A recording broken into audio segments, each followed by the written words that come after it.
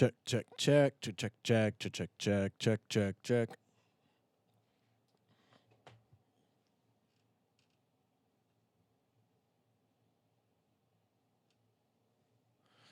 Check, check, check, check, check, check, check, check, check.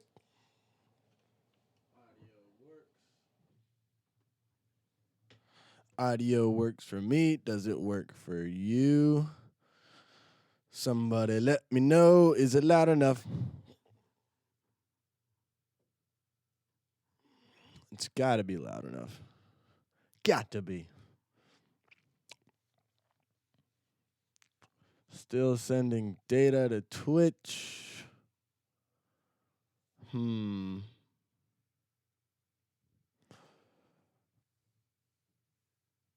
Oh, Instagram. Might not happen today. Huh.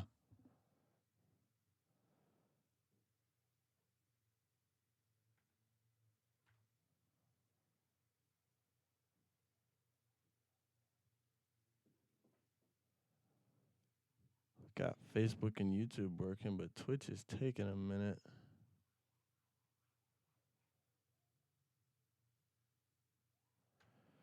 Check something real quick.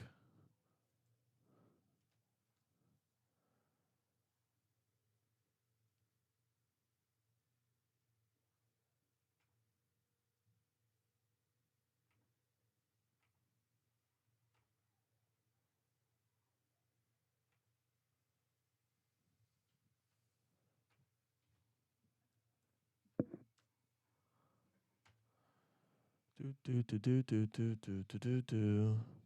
Hello, Facebook people. A couple of you in here already. Shane Jenkins, let's get it. How do I sound? Good? Loud enough? Should be loud enough. OBS tells me it's loud enough.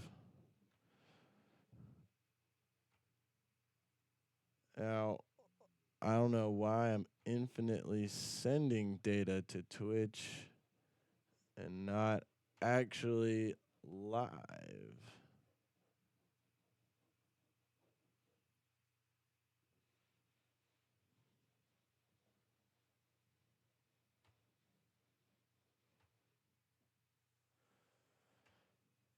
Oh, there it is. It's working. Beautiful.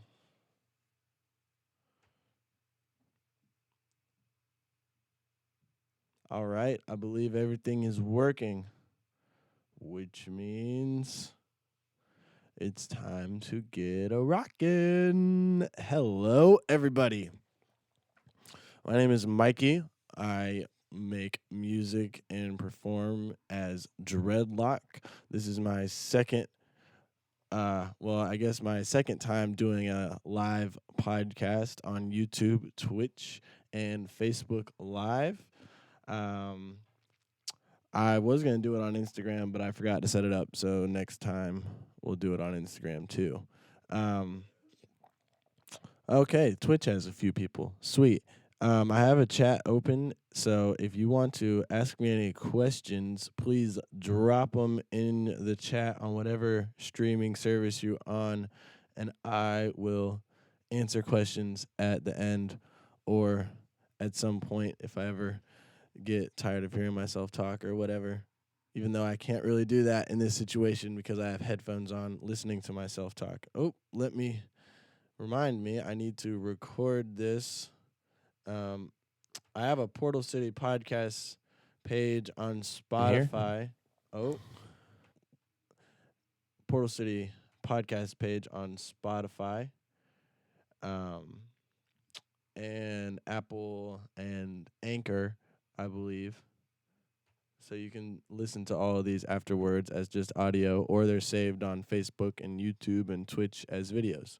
Um, Speaking of Twitch, real quick, this week, if you are interested in learning about Ableton, Cut Rugs is doing an awesome, uh, just this week, it's a masterclass on Ableton, intro to Ableton stuff, sound design today, and all of the videos are saved on his Twitch.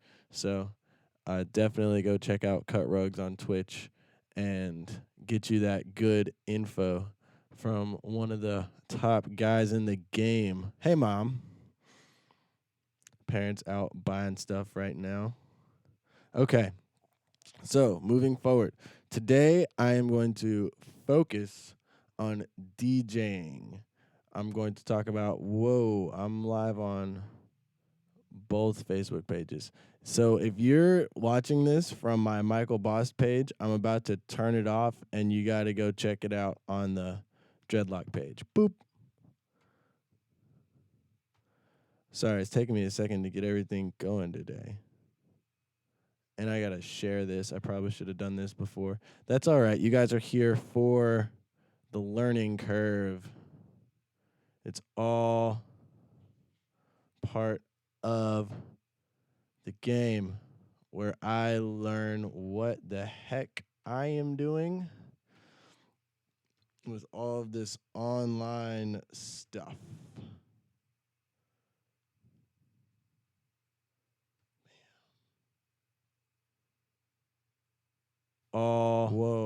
Now it wants me to listen to myself. Get out of here. The game where I learn what the heck Facebook. I am doing.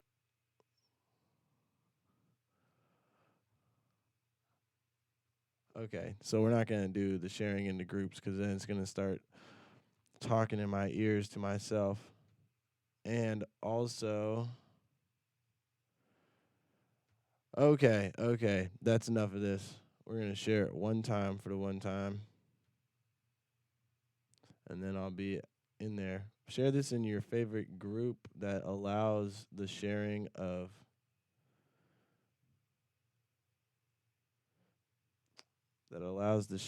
live streams.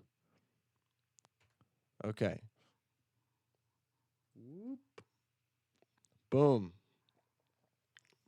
Okay. So, DJing. What the heck is it? What the heck is it? Behind me, you can see that is a turntable. Looks like there's some sort of mixer involved in it. I'm not too well versed on turntables themselves and the technology behind it. At some point, I'm gonna do some more research and go into the nitty gritty of different things. This is gonna be a pretty general discussion about DJing, brief history, what I know about technology. I have a little page pulled up with some quick notes because I want to get the basic history right. So, talking about the history of DJing, the word disc jockey came from, essentially using discs like vinyls to play records. So the terminology DJ in current times pretty much describes anyone who is playing music in some form. Like if you are playing music for people or even like you're your own personal DJ every time you hit play on Spotify and make a playlist and play music. It's pretty much that broad at this point. But it comes from originally you had turntables where you used vinyl and you had one over here and one over here and you would go from this one to this one we'll get into how that developed here in a second. But the idea was there's a song over here, and vinyls used to have like one track printed on them at a time. So you got one track over here, one track over here. You play this track, you move it over, or you didn't even move it over. You just did something, and then you beat matched or whatever. I'm gonna get into all that terminology as well. And then you play the next one, and you play the next one, and then you play the next one. You pick up the vinyl, you put on a new one. Pick up the vinyl, put on a new one. So that's the disc jockey. That's kind of where that comes from. But I have pulled up here in 1935, an American radio commentator named Walter Winchell, Walter Winchell described a radio announcer named Martin Block, who he was he was doing a radio broadcast and he was waiting on information, and then he played songs and called it Make Believe Ballroom.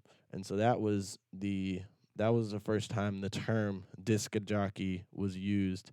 This is all just coming straight off of a website called passionatedj.com.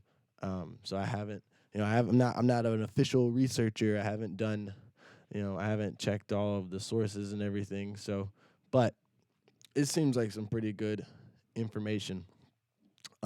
Jimmy Savile claims to have been the first DJ to use twin turntables for continuous play in 1947.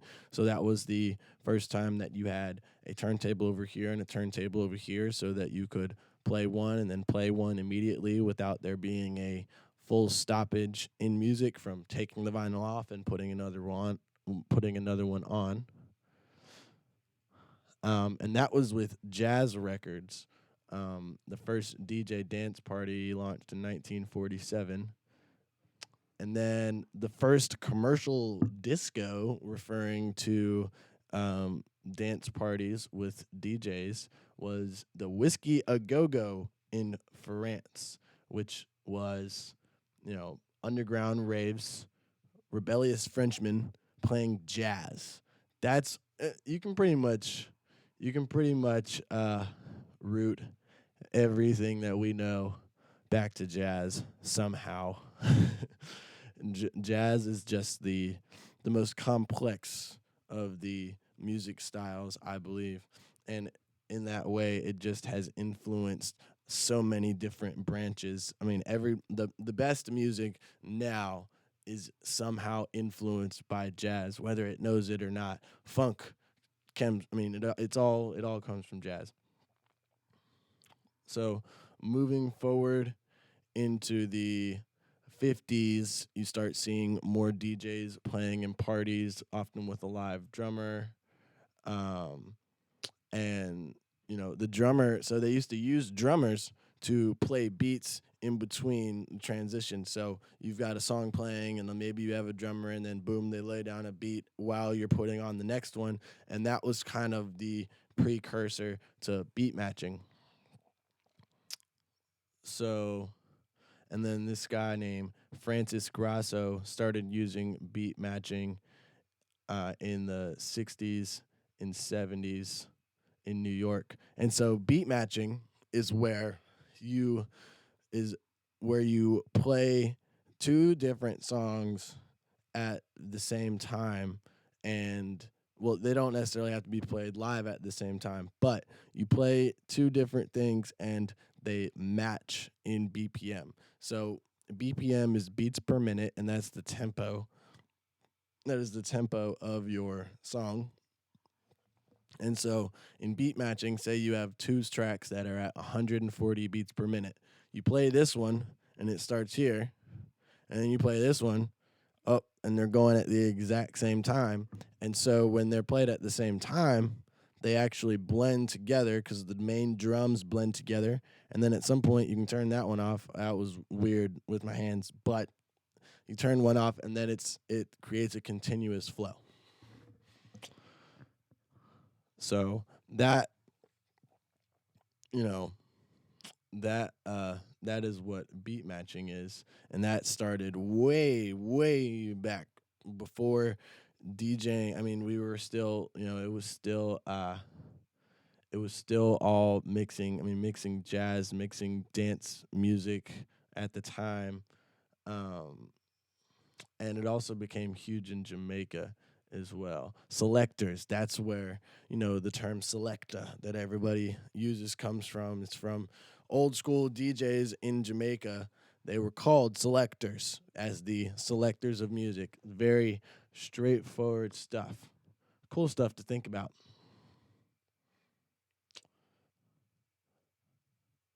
All right. So now, moving on into the 70s, 1973, DJ Cool Herc.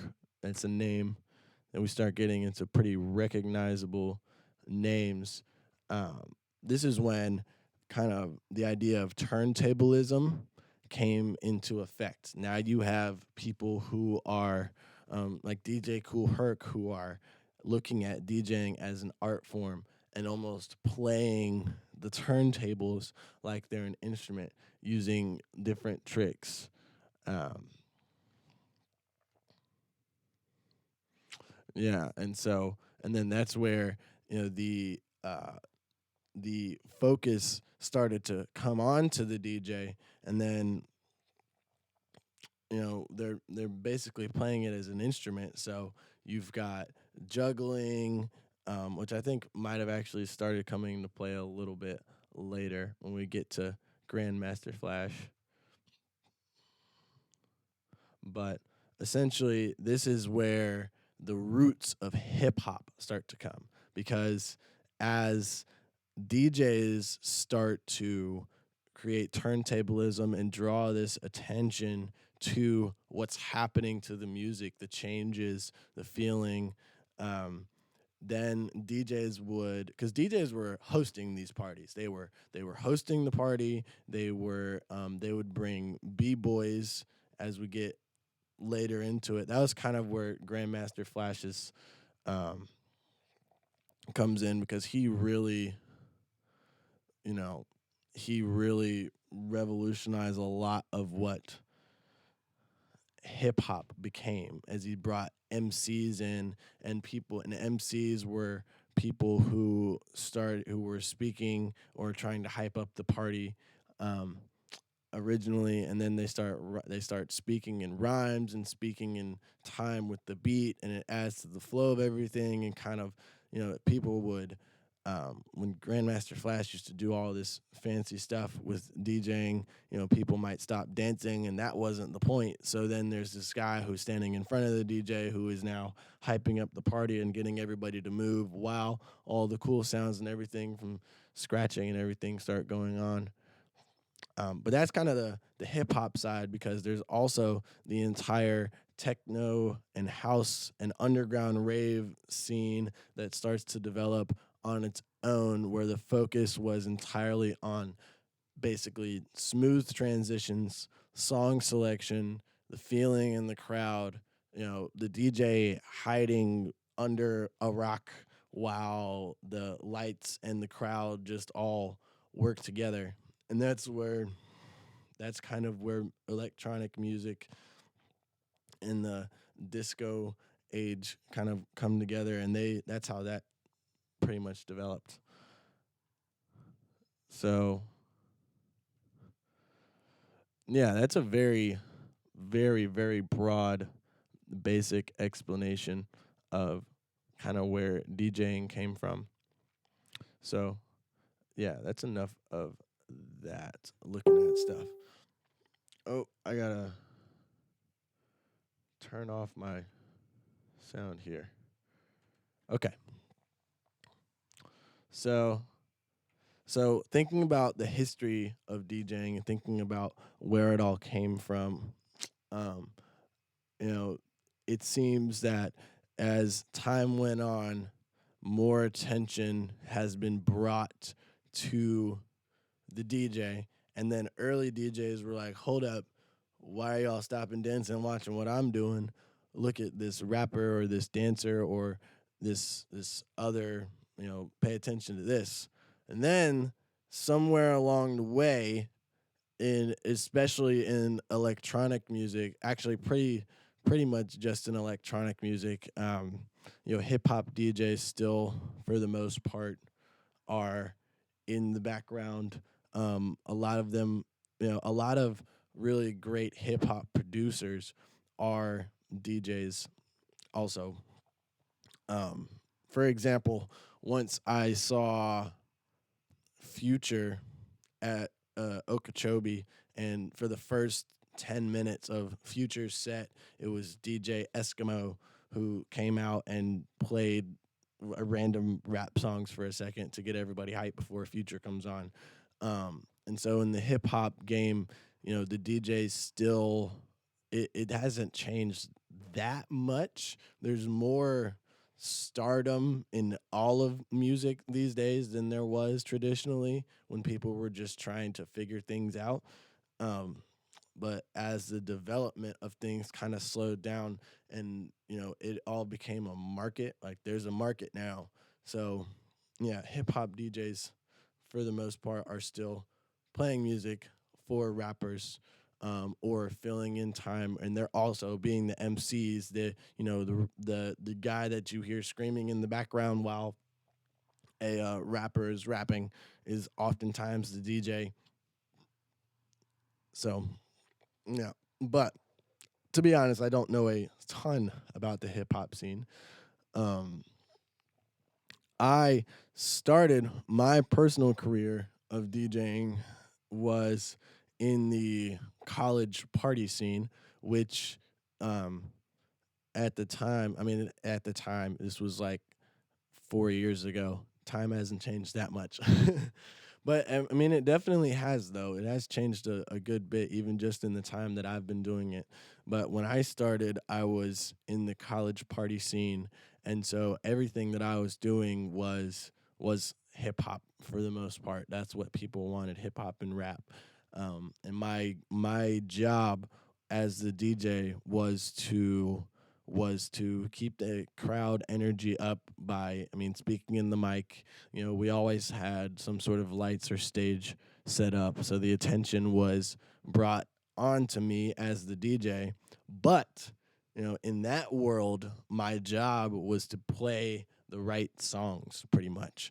I was uh, I took song requests, and I played whatever was popular at the time, but also I took it upon myself to try and n- do it in a way that would draw attention without people noticing. So, playing older, older early 2000s or even 90s rap and hip hop songs that people really loved at a time, to kind of just draw away from the the feeling that I had to play what was popular, and that's it, and that's what people will like.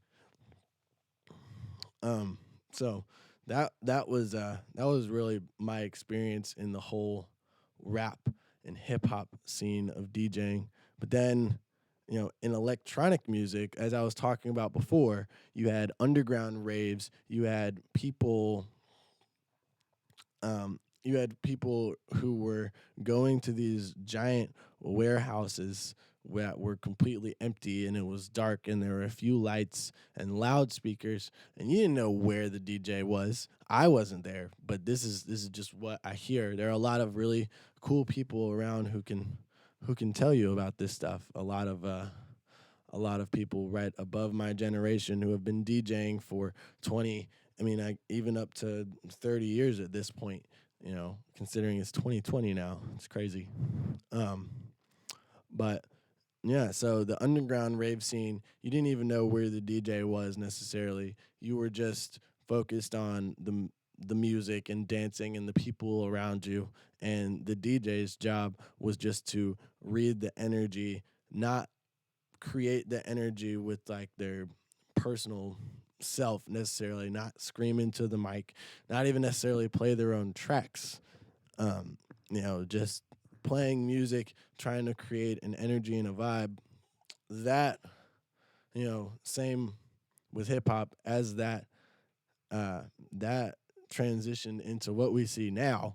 I mean, now if you go see your a typical DJ, it's going to be a full blown concert, and you still might not even be able to see the DJ because the stage is so big and the screens are so big, and the attention to the front of what the DJ is creating, it is a full audio and visual experience now. It is really developed into something different. um a lot of people aren't too huge on that. A lot of people who come from a different time of experiencing electronic music don't necessarily like that part of it. I personally love it. I think that a combination between the let's create energy and keep people moving, but also this I mean, the development of technology is just so great. I mean, we have the ability to create all this stimulation all at once and connect it with the music, sound and lights moving at the same time as music, giant screens, everything moving together. I think it's beautiful. Um, so I think a combination of both is what succeeds, whether that's actually what people are thinking about or not. The DJs who talk less in the microphone, but when they do, it's with a purpose. I think those are the ones that are going to last the longest. The people who try to scream and try to get everybody's attention, or it almost feels like a distraction from the music sometimes. Like 1, 2, 3, go, 1, 2, 3, go, and it's like not there. There's a time and a place for all of that. But there are definitely a lot of sets that I've been to where it seems that they are trying too hard to create an energy rather than just letting the music do its job, and then whenever they're feeling that connection, then say something.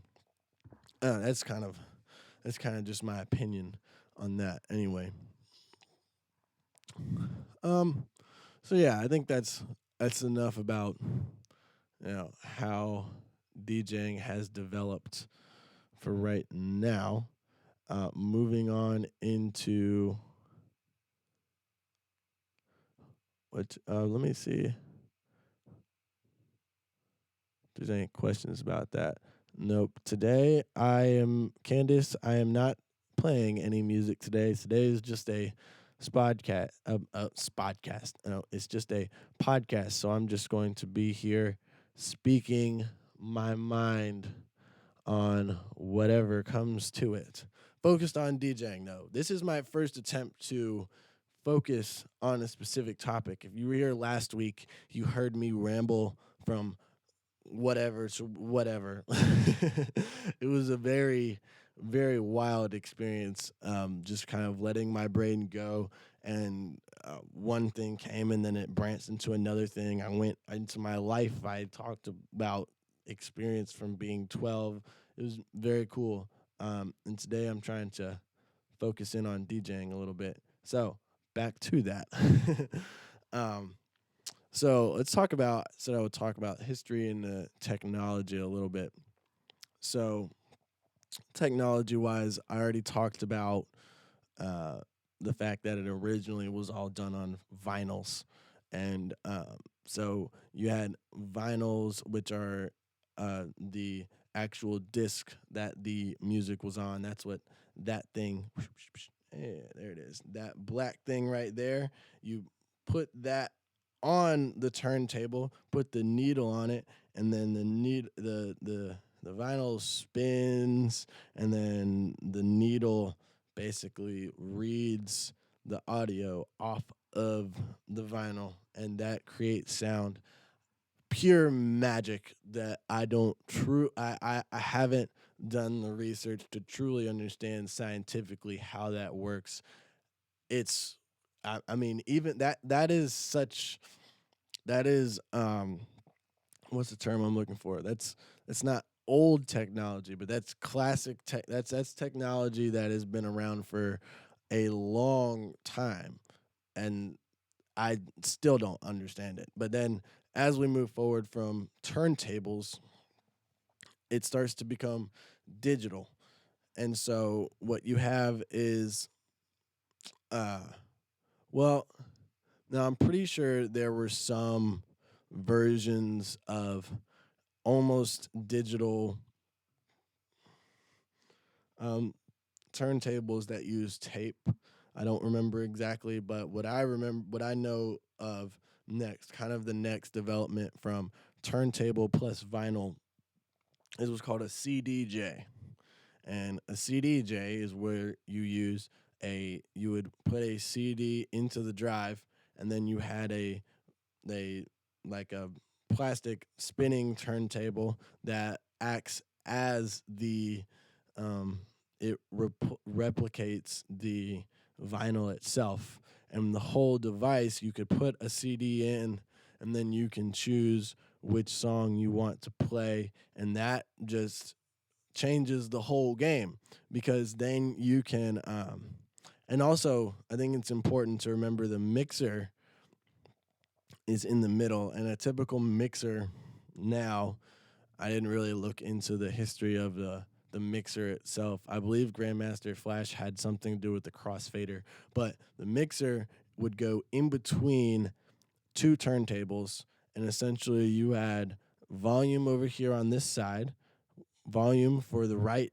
track, volume for the left track, up and down, and then a crossfader that basically is volume, like balancing between left and right. So the farther to the right you have it, the less you will hear the track on the left. And so in like scratching, whenever you hear someone go wah wah wah wah wah wah,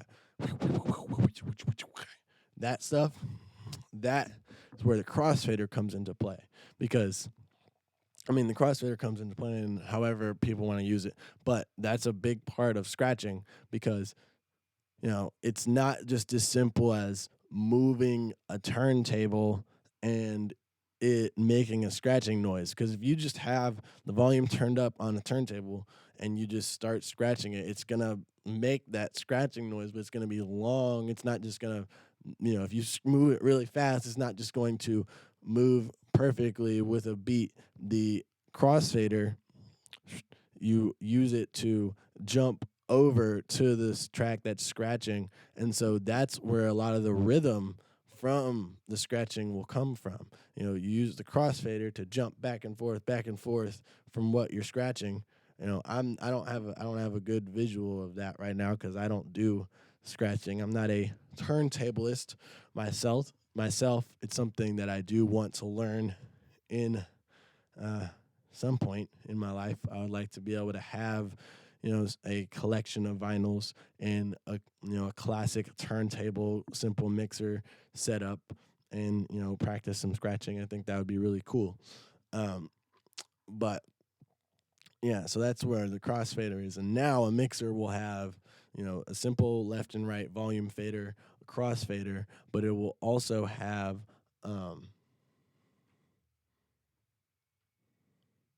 it'll also have a an equalizer for each side. So you'll have your lows, your mids, and your highs. Lows being and these are just three knobs on each side. If say you had 2-channel deck, and the lows is going to be your bass frequencies. So if you turn the lows off, the kick might stop pumping, and the bass, the 808s, if you're listening to hip hop, or the bass in your electronic music will go away.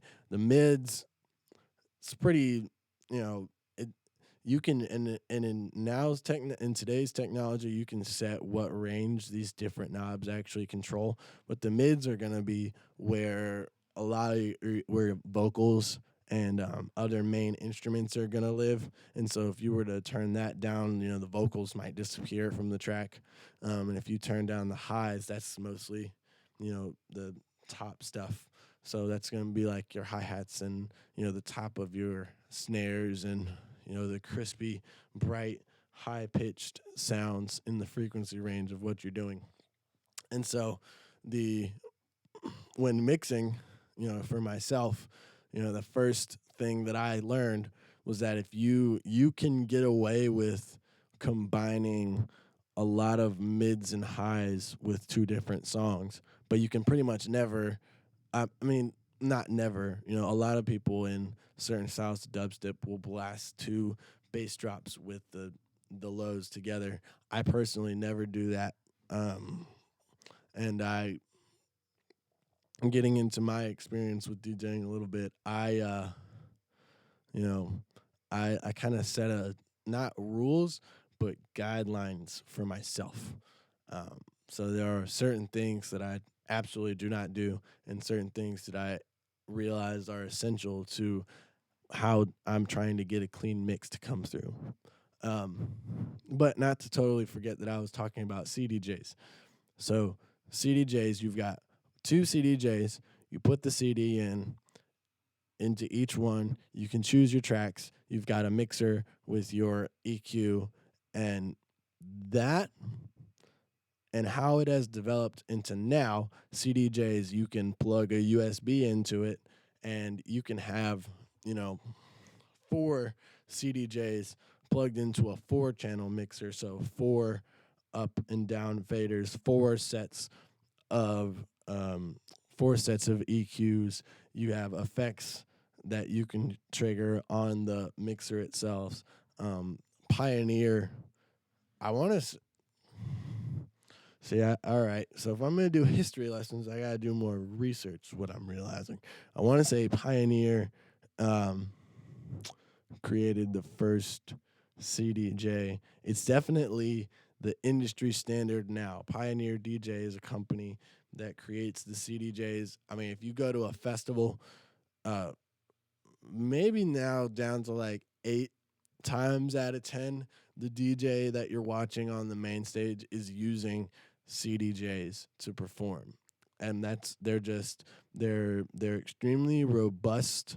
Um, Whenever uh, old school bass nectar used to mix with Ableton, he always had a CDJ on his table that would just be running, and computers crash and whatever. I'm about to get into computers and all that, but if the whole table fell to the ground, you could still hit play on the CDJ and it would probably work. They're built like tanks, um, which is cool. So now they're these super complex instruments. I mean, you can loop within them. It's all digital now. They've got screens. You can loop within them. You can set cue points, which is where you can make a button go to any point in the song and start playing from that point if you want to. Um, and that's I need to drink this water. I'm trying not to stop talking, but you guys get it. You understand.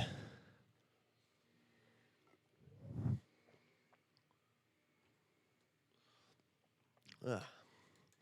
So yeah, so a CDJ, it replicates a turntable with a vinyl on it, but you can have your bank of all of your music. You can put a now you put a you can connect them via Ethernet, and you put a USB in the one all the way to the right, and you can go to the one all the way to the left and push the button on the menu, and you can pull up the track from the USB over here, and they can all be connected. And so when DJs go back to back, when you see B2B on a lineup, that typically means that there's a set of CDJs and one DJ's got his USB plugged in somewhere, and the other DJ has their USB plugged in somewhere else, but they're just switching back and forth between playing tracks and mixing tracks together. And that's what a B2B is.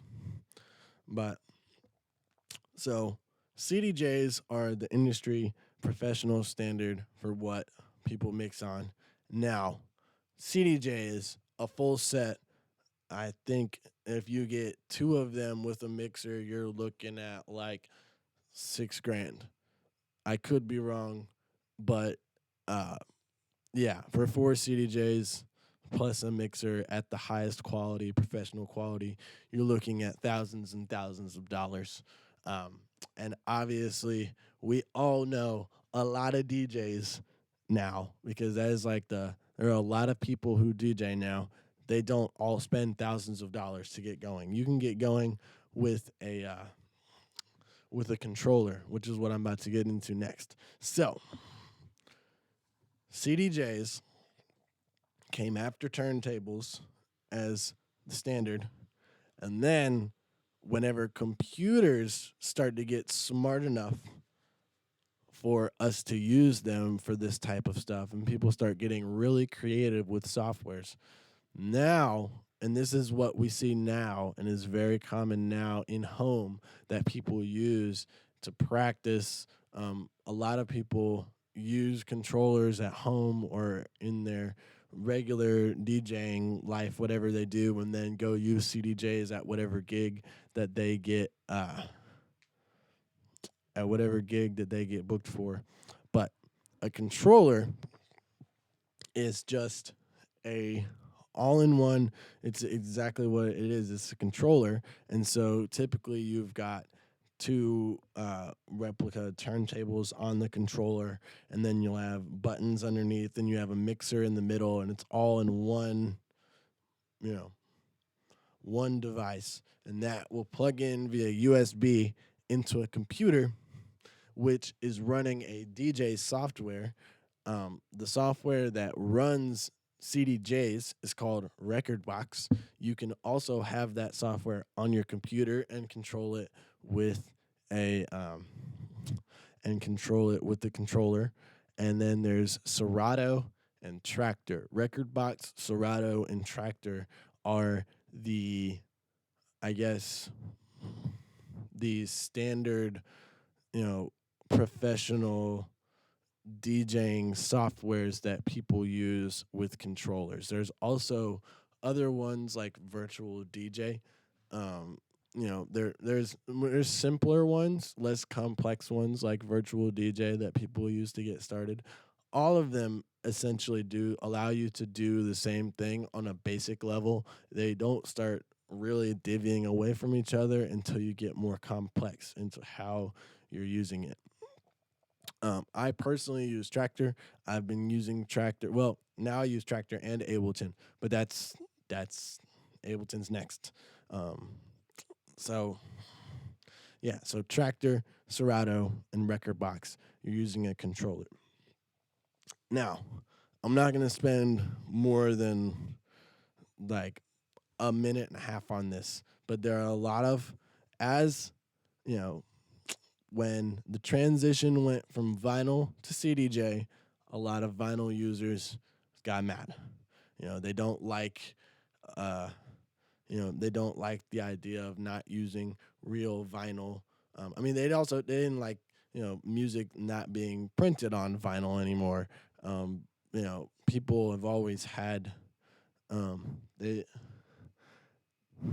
there's nothing wrong with really really wanting to embrace where things came from, and I think there is a true art to respecting the origins of stuff. So like I definitely think that people should produce their music on vinyls whenever they can or every so often or whatever.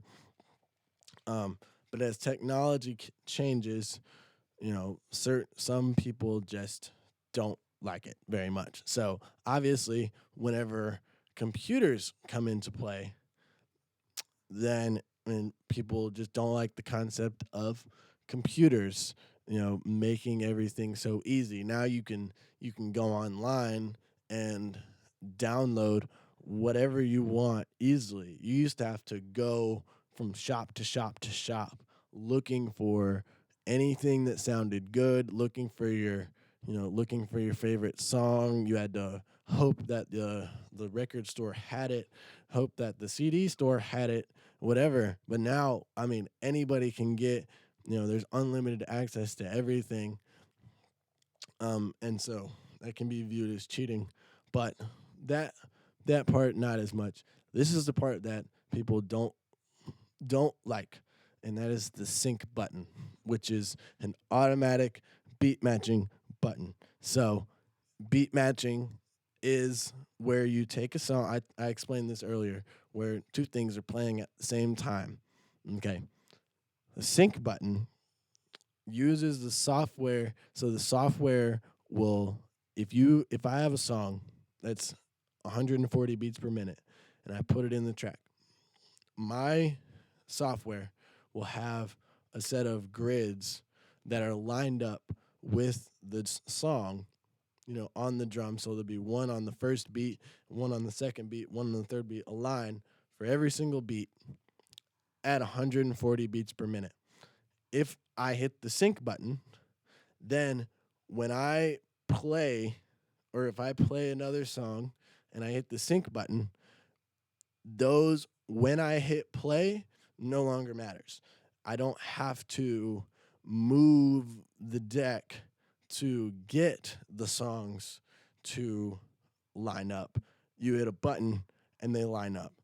That um, and as technology develops and people start to become creative to the point where beat matching would almost hold back creative ability because it's another necessity versus just a, I mean it granted there are lots of ways to get creative with beat matching. I've seen people do it, where they bring in a song like one the same song one beat behind the beat that they were playing and then switch back and forth. I mean there's still unlimited creativity with all of the levels of um, of what people use basically.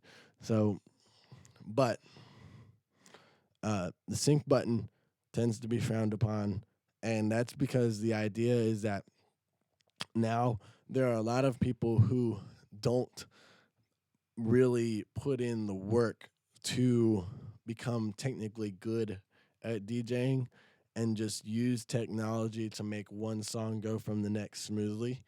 Um, Personally, I think that everyone should take it upon themselves to not worry about what other people are doing to make, to use their own creativity. I think it's a little much for, if you're a DJ um, perfectionist and you look down on a producer who makes all of their own tracks and then uses the sync button to play them live. I just don't think anybody should feel that their way of doing things is in any way better than somebody else's, if that makes sense. Um, so, you know, that's I'm really trying not to get onto this topic too much. Because now, honestly, at this point, I see more people not wanting to, more people are, on the wave of just let people do what they want, let people use technology however they want to. And that's kind of where I'm at with it. If you beat match and you do cool things with beat matching, that's great. If you use sync to help you create a smooth mix, um, that's also great. If you're using sync to create very simple mixes and you're not really doing much, you're screaming in the mic a lot. I mean, that's all going to affect the energy of whatever you're creating. So whether people look down on it or not, I think that a hands-on approach is what people are really going to resonate with the most. Uh, so now that really um, controllers allowing for like an unlimited library at all times, that's where computers really come into play, because even with CDJs you've got your USB. um, I don't know if you can use like an external hard drive with CDJs or something that has, sorry, but I don't know if you can use an external hard drive with CDJs or something that has a large amount of memory to where you could have like 1,000 songs to choose from. Uh-oh, my headphones stopped.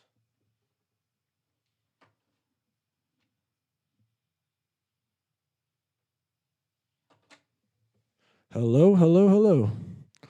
Huh. Well, I think you guys can definitely still hear me. It's very interesting.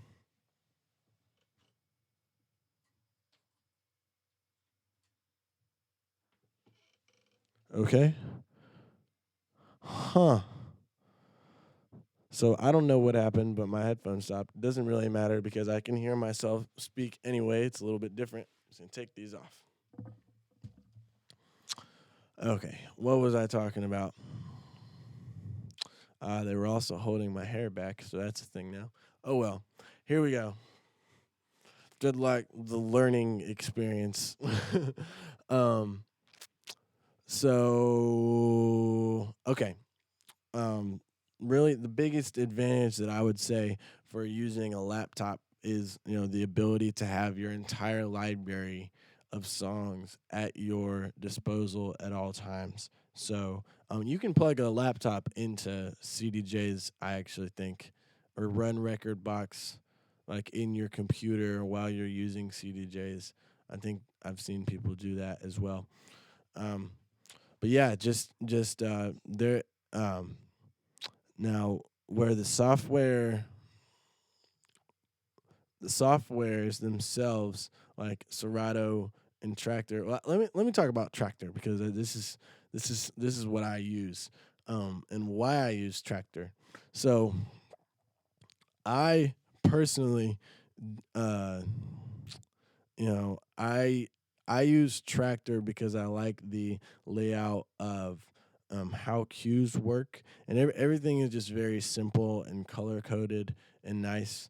And I essentially use Tractor as a sampler slash mixer. So when I say sampler, what I mean is that say I have a track playing in deck one and my next track ready to go in deck two. In deck three, I may have a um, an old school rap a cappella that I have playing over track one. And then in deck four, I may have some quick sample that I can cue in at any point, some sort of sound with a bunch of effects or something that I can bring in to go over this next one or to transition between. If this acapella is playing, um, I have a track up here. Whenever I'm done with the acapella, I may bring in another little sample that I use when I'm transitioning from this track on deck one into deck two. Um, and how Tractor allows me to do that is it's very simple. Um, I use the loop function. A loop is where you set traditionally with loop, like on CDJs when that first came into play, you would hit the in introduce the in button for the loop, and then it would start, and then when you hit the out button, it automatically stops at that point and jumps back to whenever you hit the in button on the loop. And so then the track just it plays in a loop. Um, so with Tractor, I can set loop cue points where, say, there is a 2 bar section of an acapella that I really like. Like, for example, there is this Snoop Dogg song, Drop It Like It's Hot. And then there'll be a part where it says two, one, yep, three. That's like one, two, three, four, coop, one, yep, three, whatever. I set my loop to go for 4 beats over that part, and I hit the cue button, and now it's saved as a 4 bar loop on that one section. And there's drop it like it's hot, drop it like it's hot. I love that button. So I have that set as like a 1 or 2 bar loop. Um, and I've got a couple different sections of that song all ready for me to cue in at any point. So if I'm playing a song and I want to use my drop it like it's hot, I just load up the acapella, and then I have all of these different loops. Um, I have all of these different loops ready to go. Uh, Kane says he's so bad about using loops. Dude, you got it. Loops are for me. They were the key to developing my mixing skills and my mixing ability. It's just about understanding how to use them as simply as possible. Doing the in and out button, I think is that's that. I'm all about making it as easy as possible, and I think that is how I'm going to phase into my spiel about Ableton. So, um, I was talking about loops and how I trigger different cue buttons to create loops. Now, um, Ableton is a what's called a digital audio workstation or a DAW, and that's what you use to create music. A DAW, digital audio workstation of some kind. The most common are Ableton, Logic, which Logic I'm pretty sure is for Mac only, and Fruity Loops, and then there's Reason. Um, there's a million DAWs out there. All of them have the same purpose of basically allowing you to create music. But, and I don't know that this is as easily possible in other ones, but Ableton is it's called Ableton Live, and it actually it's set up for you to be able to perform live. And using I at one point during my career thought that I was using Tractor as a bridge into doing everything in Ableton.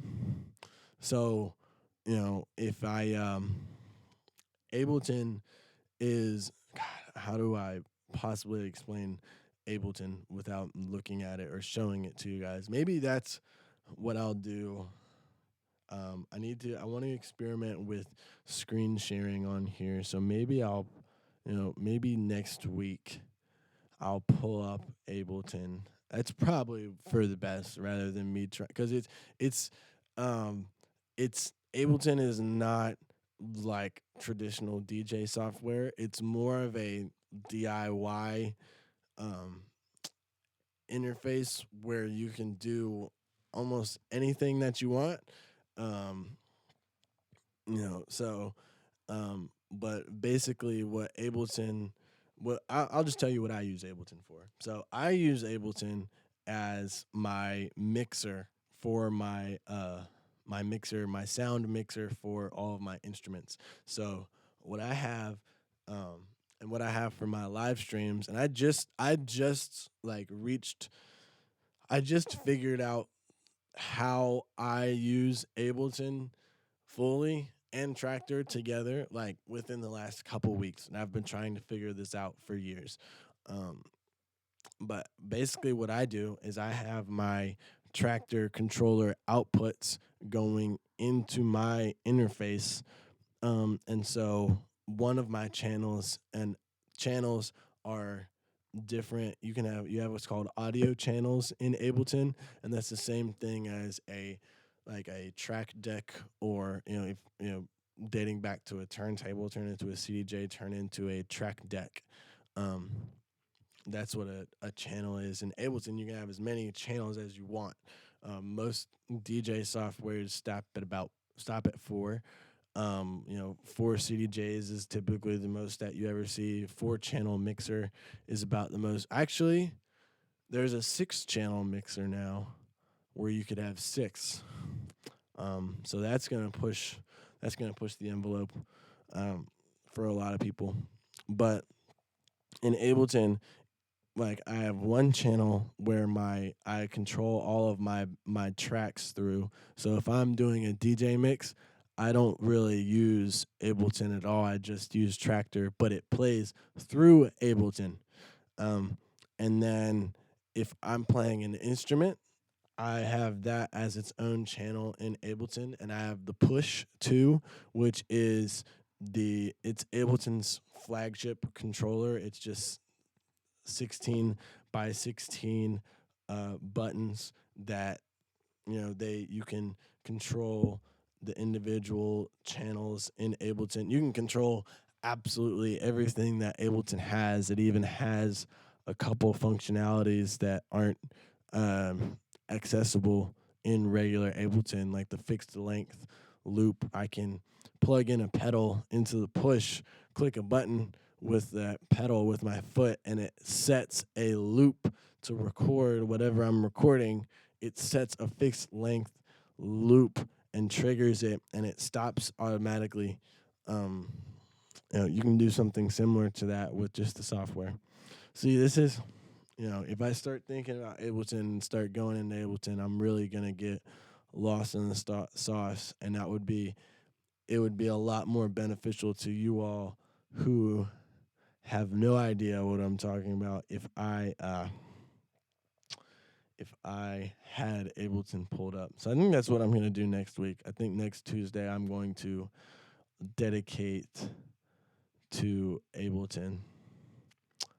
Um, yeah. So let's see. Hmm. Um, Does anybody, there's only a couple of you guys watching right now. Does anybody have any specific questions? Um, I really appreciate everyone for sticking with me. I've, this is all, I go back and I watch these and I cringe and I cringe. Um, but I'm really trying to, I'm working on my communication skills, uh, articulating. Um, I try not to say but I do it a lot. Trying to organize my thoughts. I just think that I spend so much of my time focused on my music brain that I think it's important for me to try to do stuff like this, which is directly outside of my comfort zone.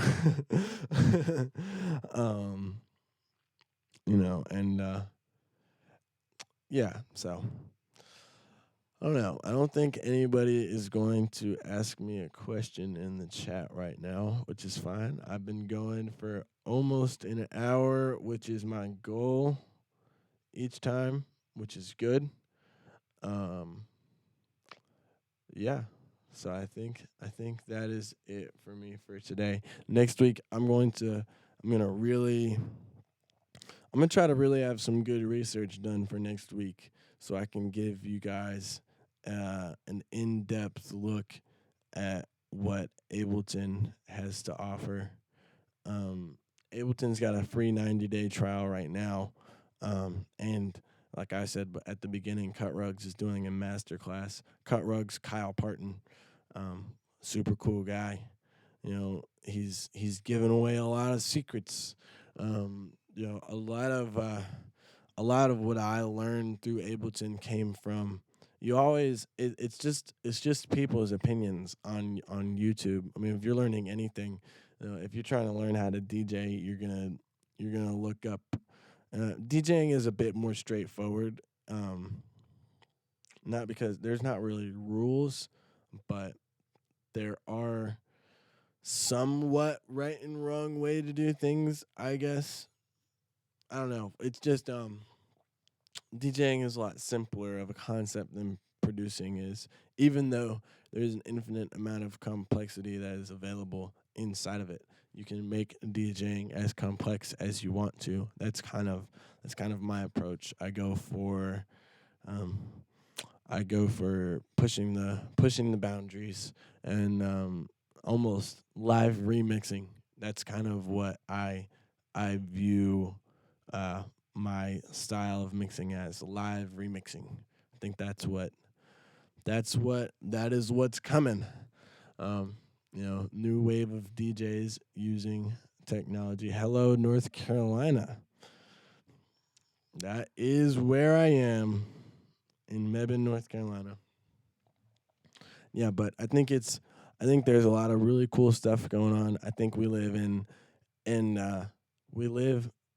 an interesting time where it seems like we've already at a point where technology can give us anything we want. You can achieve whatever you want with software when you're with creating music, but I'm pretty sure the first digital audio workstations came out in like 2000, which was 20 years ago. Um, Humans have been making music. You know what? For the few of you guys in here, I'm gonna look up when is the first when was the first music ever made?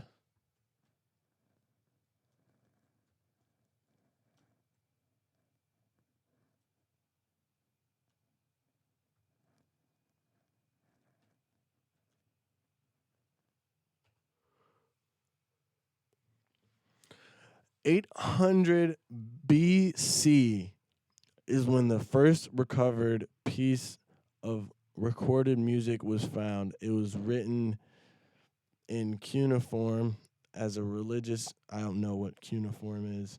It was a religious hymn. Cuneiform is not a type of musical notation. So 808 BC, which is, you know what? I also don't know how many years ago that was. Oh, Yeah, BC is 2000. And so, you're looking at like 3,000 years ago. And that's just what we've discovered. We know that people were recording music 3,000 years ago, or not necessarily recording, but creating music.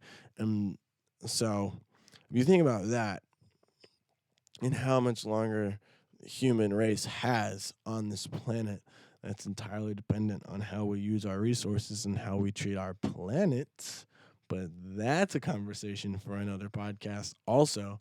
But assuming that we hopefully have, let's say we have another 3,000 years to develop, we've only been using technology like computers to unlock creative ability for 20 years. 20. That is a very small percentage of 3,000. So, really, everybody who is a part of this wave now is a pioneer. In 100 years, in 200 years, they're gonna look back at everybody from this era that pushed themselves. Then they're gonna say those were the pioneers because they only had computers that could give them this amount of unlimited ability, and now who even knows? If I get into that, I'm gonna be on here for another hour or so. But I need to, not really need, I want to do other things today. I just started a new job and I work tomorrow and Friday and Saturday and Sunday and Monday. So these Tuesdays and Thursdays are my time to do a live stream and also relax. I'm probably going to watch a decent amount of Netflix today and also get my music mind, uh, engage my music mind a lot. I got a music video that I'm trying to finish for last week's release, and then I'm gonna try. Or I already finished my song for this week. Um, yeah. So now we're getting back into the ramblings of my brain. But I think I did okay for my first. What am I watching on Netflix? I am watching Money Heist. Whoa, that is that is my jam right now. It's I believe originally. Actually, I don't even know what language it's in originally. It's the English dub version though, and it's uh not gonna give away spoilers, but essentially this group of people are attempting the largest heist ever recorded, like $2.5 billion. They're stealing from a mint. I don't want to get into how they're doing it and stuff, but French, yeah, I think that makes sense. That makes sense. I don't know why I thought it would be Spanish or something, but yeah, French. Actually, yeah, I did read that somewhere. You're right, Michael Taylor. Shout out to Michael Taylor. Write the name of your dispensary shop again. He owns a CBD dispensary out in Boone. Holistic something. I'll give you a shout out. Write it in the chat. Is he still there? I'm gonna look it up.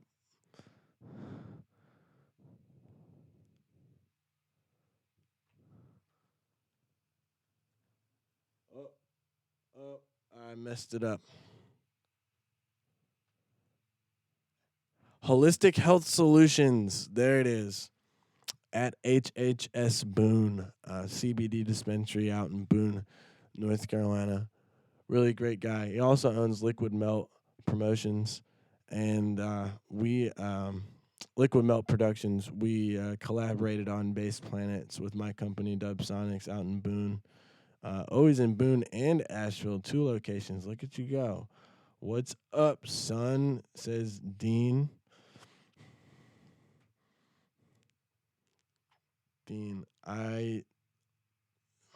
in this chat, I can't tell which Dean you are, Dean. Are you Dean that I know, Dean, or are you another Dean that is also probably a really cool guy? I don't know. I don't know. But I we're gonna get some disco today. Nope, no disco today. All just speaking today. Just a podcast, just talking the talk. Thursday is when I walk the walk. Thursday is at 7 p.m. Oh yeah, that's important. So every this Thursday, I am taking a anybody who's been to any of my shows in the last year and a half has more than likely seen me do an all original set. Um, but I am breaking. We met at my live show. Awesome. Which one? Where? Where were you at? But um, so this week, and also because uh, I don't want to play an all original set every week. My library is not that big to where I can keep it as diverse as I like to. See, I created diversity by in location. Um, Also in my sets, I would say that about it. I got to the point where, in this last run of Base Planets, my sets were always upstairs at Liquid. Yeah, at Liquid Room or at Varnish.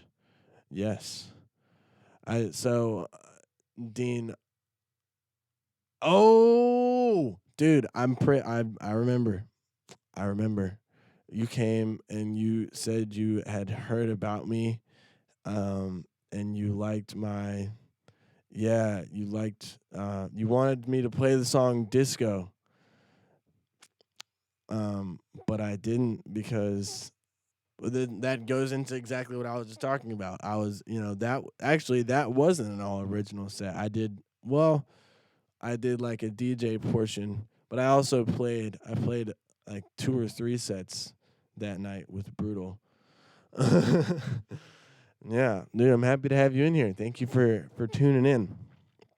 Um, but what I was saying is that I kind of when I started doing all original sets at first, I used to stress about making sure I had at least one or two new songs to play each week each time that I was playing a set. But then I started playing multiple times a weekend. But then in this last run of Bass Planets, it turned out I had enough music to have at least 40% of the set be different songs than the last one. Um, I create each set from scratch in that I never play the same exact string of songs and samples together. Um, so yeah, and then and then with the Bass Planets, even though I'm able to change my sets by that little bit. Location was the main different factor. So if I played in Boone and then Wilmington the next night, I probably hadn't played in Boone or Wilmington in a couple months. So I was gonna have new songs that I hadn't played last time. I also save all my sets, so I can go back. I save them by location, so I go back and I look at what songs I played, and if there's an old song that I want to play in that town that I hadn't played before, I'll do that. Or I always play my new music. Um, yeah. So that is what was I talking? Oh yeah, that was about the live stream. So the live streams are going to be more of a mixture of my friends' music. I know a lot of fantastic producers right now. A lot. I've crossed paths with a lot. So that's kind of where I'm going to the box that I'm going to create. You should. It's important with music to always remember that there is an infinite realm of possibilities that you can go for creatively. Um, but we as humans work well with limitations. But so the way I view it is I create these boxes with infinite possibilities inside of them, if that makes sense. So, um, So for my live streams, I'm going to stick to music by people that I know or people that I've met or performed for, or old or songs that yeah, people that I know or people that I've met or performed with, and my originals. That's what I'm going to do on Thursday, and I'm going to try to keep that up every Thursday, because I think that will speak to my influence the most. Will kind of, and I mean, I've met so many people through that, and maybe I'll expand to the collectives of people that I've opened for, and just kind of keep it as close to my personal experience as possible. I think that will keep up the original vibe that I'm going for with everything. Um, Within the next, I'd say give me about 5 years, and I'll be able to play all original sets all the time, and you never know what you're hearing. Basically, where like my sets will 90% consist of unreleased music that I didn't play in the last set. I figure I need to finish. If I had like, I typically play the entire song of what I'm doing. That's just kind of my style. I mix samples over, but I like to play the whole track. Because I don't make the first drop and the second drop the same. The first drop kind of has its own life, and then the song is built to transition from that into the second drop. And so if I only played one of the drops, that would kind of take away from the experience of the song that I created. Um, and a lot of albums, even by some of the people that I really really enjoy, I feel like um I mean, but it's all just personal opinion. A lot of people transition, and you listen to basic, pop music or whatever. The chorus doesn't change every time. Um, but that's just not what everybody's going for, I guess. Some people want the first drop to be very similar to the second drop, but with slight changes. Maybe it gets there in a different way or something. Or maybe it builds up again on the same way because there's that much power in what they created that they want it to happen again for the second drop. But then live, they just maybe, a lot of people play their second drop live because they know people listen to the first drop more. Um, uh, yeah, I don't know. I am just going off the dome at this point. It's 1:20. That means I've definitely been going for more than an hour, which is super solid. Reaching my goals. Learned a lot. I have no idea why my headphones stopped in the middle. That's slightly concerning, but also I know that all of the technology I have works. So I'm sure it was my fault. um, yeah. So, I need to add, um, every single thing that I have online is at Dreadlock Vibes, or um, am I dabbling in any new styles of music recently? Let me drink some water. Because I'm not done. If you got questions, I'll stay here all day.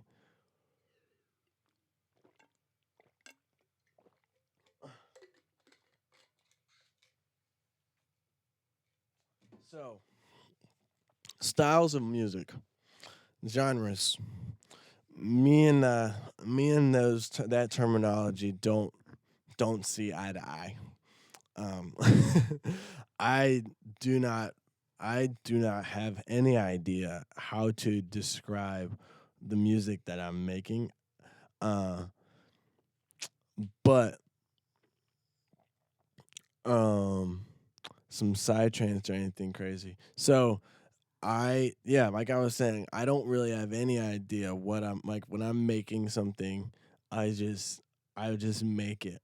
Um, typically things that are fast paced, like psytrance or house or drum and bass.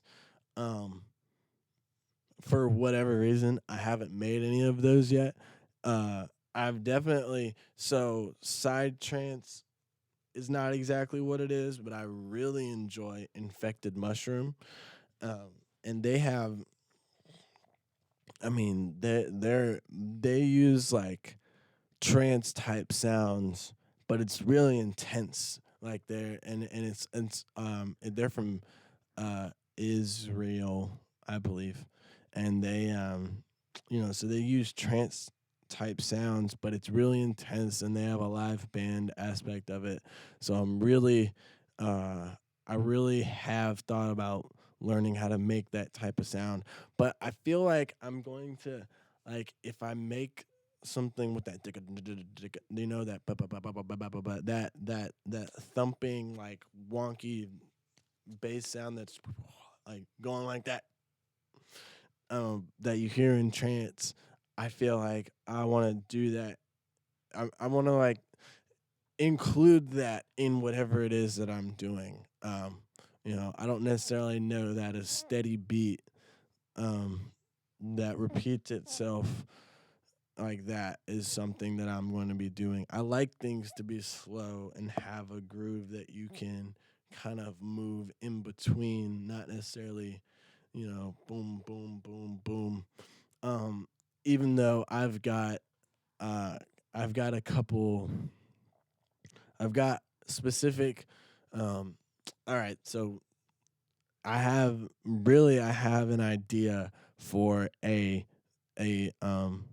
an EP called Broken Genres, where I actually attempt to understand and develop to the best of my ability a piece of a genre. So, say I've got this idea for drum and bass, for example, where I create a song, the build up and everything. It sounds like drum and bass, but then the drop, it starts as drum and bass and then like quickly changes and then goes back and quickly changes. But um yeah, broken genres that might not come out for a long time because that's just an idea. I have a large bank of ideas, but like a house song that it sounds like it's gonna be house, and then it breaks in half, and then it's back to house, and then breaks in half, and then maybe it double times, and then it comes back, and who knows. Same with trance, where it comes out like I don't know. We'll see. But yeah, so I've definitely considered all genres as something that I want to touch at some point. I promise you, I'm going to remix some country music at some point because why the hell not? Um, I'm definitely, uh, I'm definitely going to. I definitely want to understand jazz more. Um, like I think that fits well in the lo-fi genre. Lo-fi hip hop is something people know, but in electronic music. Kirby Bright, by the way, currently is releasing uh, lo-fi music on a very regular basis. He's got a quarantine lo-fi album that's been coming out steadily, and they're just some of the best things ever. I mean, total amazing. He's got to just keep swimming, but it's all very chilled out. And he plays, MIDI pad. He plays drums, and I'm sure he records them in live. Very cool stuff. But yeah, stuff like that, lo-fi, jazz type stuff. I want to get into.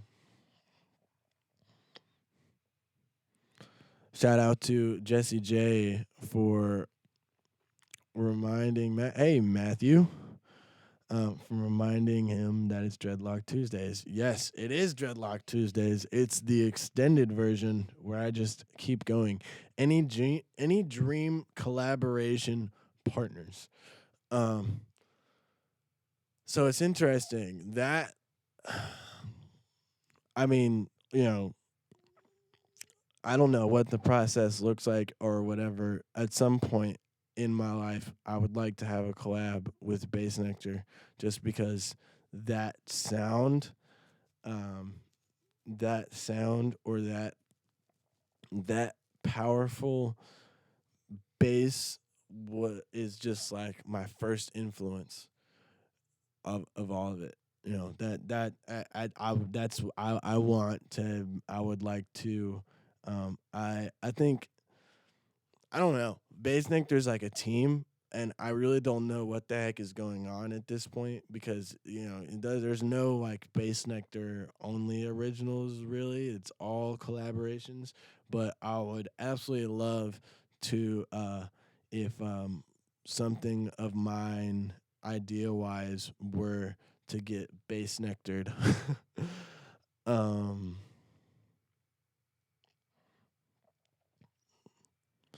Yeah, so that's something. I would really love to collaborate with Grizz, but Grizz, like Grant the person, I think that um spending a few days in the studio with him would be a amazing experience.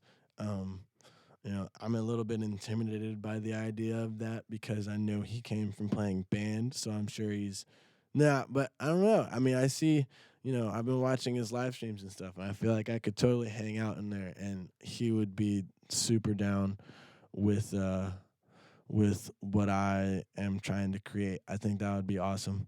Um Jansen, uh, you know, Jansen, I there's a specific type of song. Yeah, FJK or FKJ, not FJK. I read it how you wrote it, Jesse. You did that. But yeah, FKJ is also at the tip top of my list. Um, but then it also has moved into, there are people that I've interacted with a lot that I would like to. um Driver is a good lo-fi artist. I will most definitely be checking out Driver. Um, but there are a lot of people that I've crossed paths with that I think I really want to collaborate with, like Easy Baked. I would love to collaborate with those guys. I feel like they they are a perfect example of my idea of complexity within simplicity. Not a lot of There's not always a ton of moving parts. It's not a bunch of super layered heavy synths. It's just like sounds that come one at a time. Bass line, simple drums, like simple drums, but in a groove that's weird. Like I would love to get in on that. Um, with those guys. Mersive, I would absolutely love to collaborate with him. Honestly, if he just sent me some sounds, or I would send him some sounds, whatever, that would be beautiful. Um, Brightside, because I've been watching his Ableton streams, and I I'm playing right after him, or right, sorry, I'm playing right before him at Digital Gardens in October, and he just watching his streams, he's very personable. He's very interactive with everybody who is hopping in his Ableton sessions with him. He just seems like a great guy. And also his sound itself. Um, yeah, his sound itself is something that I could get down with. And I mean, the list goes on and on forever. I would like to um I would like to play. I would like, and that's another thing too. I try. I'm not an instrumentalist, but I have dreams for my specific instruments. Like I would love to sit in with the floozies on some sax. That's a dream. The ukulele with Big Wild. Yeah, please. I'll do that. um. Uh. You know. Man, that's a great question. There are a lot of there are a lot of people that I would like to collaborate with. Um, and also there are a lot of, there are a lot of really great regional people that I want to collaborate with. Kirby Bright, I feel like he his I mean, when I met him at Ethereum, we talked about this. What um his diversity, it lines up a lot with the type of diversity that I'm going for. Just between lo-fi type chill stuff to bass stuff, and his style is still, it's definitely different than mine, but I feel that we could create some serious sauce, most definitely. And I mean the undergrowth, there's just so many amazing artists coming out of that whole thing that I would love to work with. Cut Rugs, amazing guy. Mercury, amazing guy. Zeppelin, just to name a few.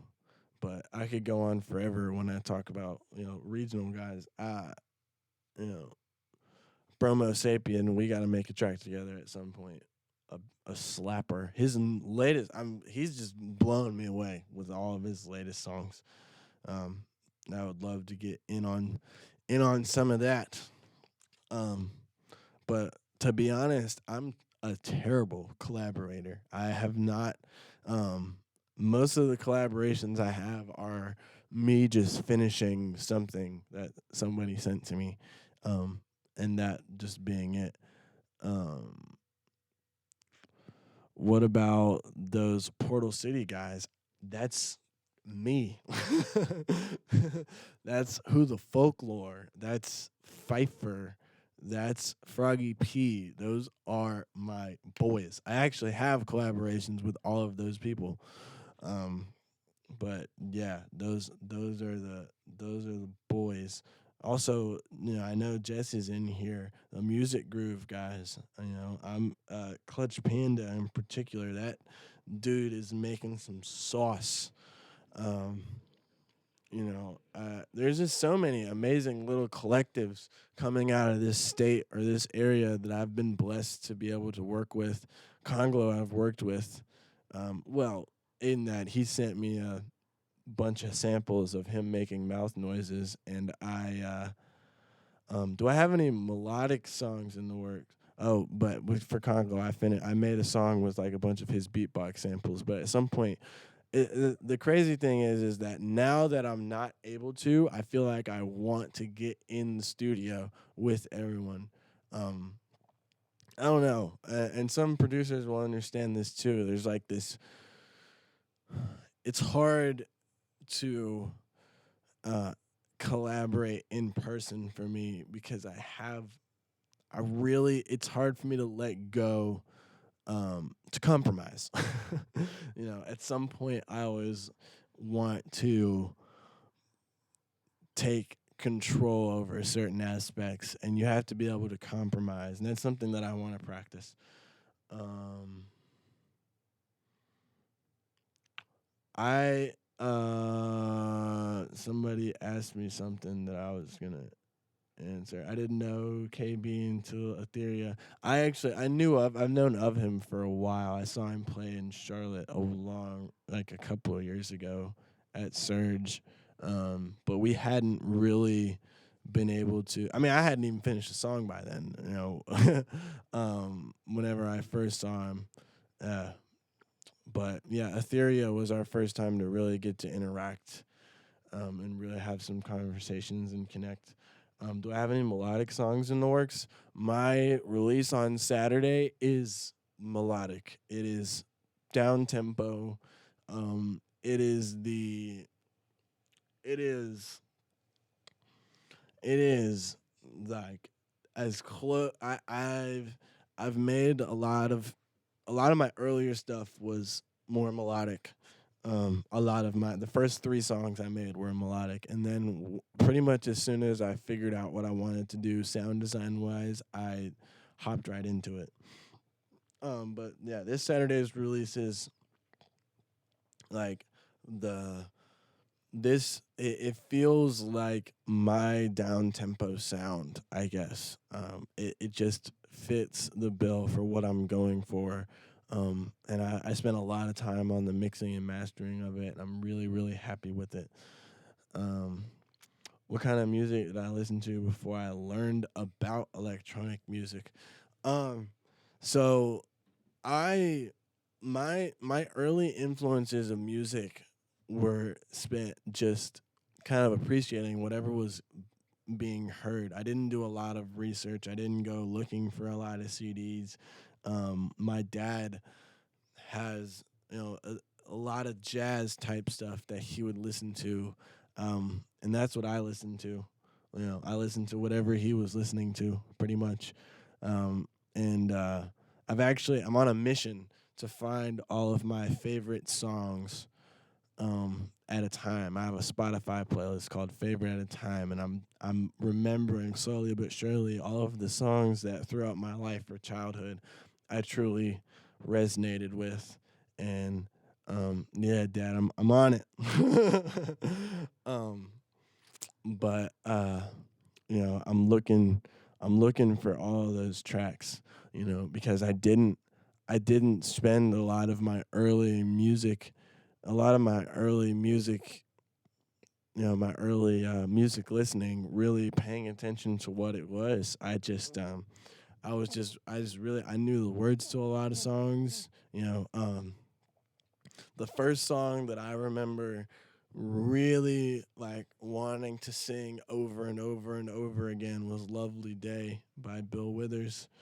Um, I just would, and that also, whenever I started singing again, that memory of singing that long day note, um, and I remember being a kid and like hearing my voice, like the difference between, like I would like sing the note and try to get my voice to match up with it, and then there was like this specific ring that would come if I was like on it and it was a really long note and I would just stick with it, and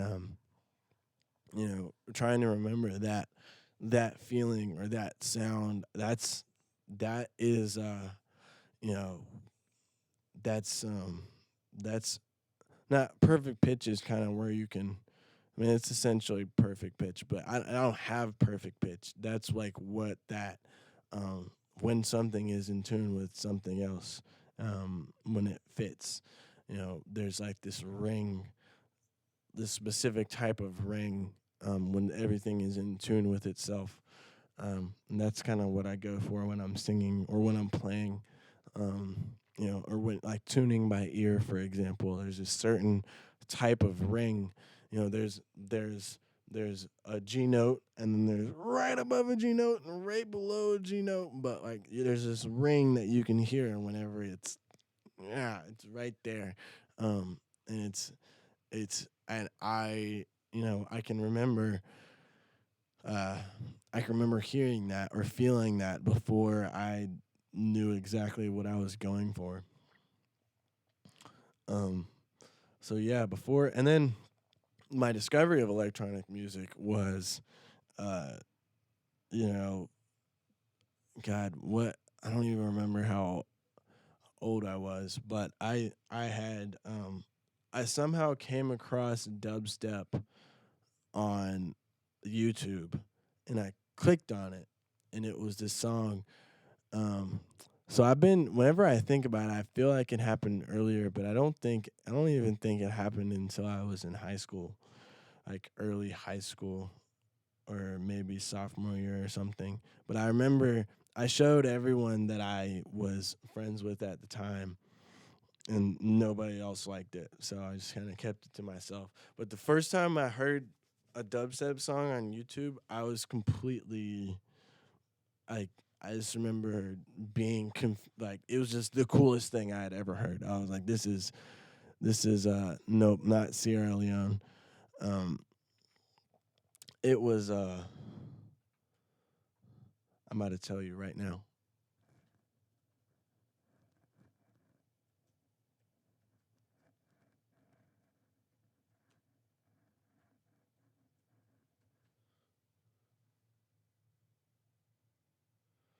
So it was 2010.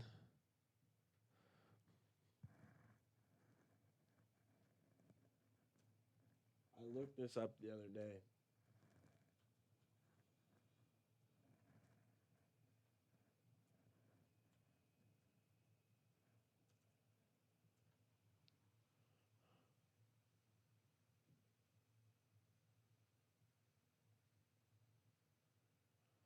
Yeah, I don't know exactly when it was, but the song was called Predator.